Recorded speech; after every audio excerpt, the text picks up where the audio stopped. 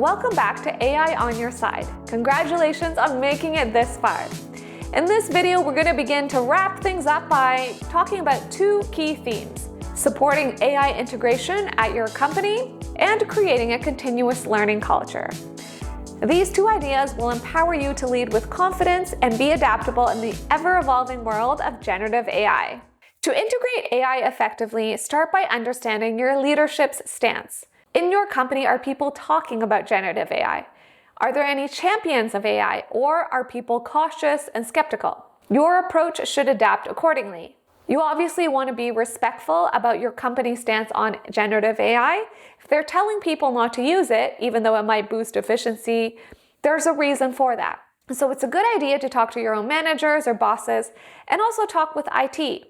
You want to work with your company to make sure that there's secure and ethical AI implementation. Don't race ahead of them. Now let's talk about building a continuous learning culture. Ultimately, integrating AI into your workflow and your team is just the beginning. It's always going to keep evolving. And so this is where having a culture of continuous learning in your own life and in your team is so helpful. Encourage your team to explore platforms like LinkedIn Learning and YouTube tutorials and other university courses to stay updated on the latest generative AI advancements. And remember, generative AI is a tool, but it's not just a tool. It's ultimately a catalyst for growth.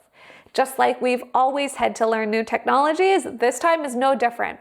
It might be happening faster, but it's still been done before and you can do it again. So here's the bottom line. By being a part of responsible AI integration at your company and combining that with continuous learning, you're not just keeping up, you're going to be leading the charge.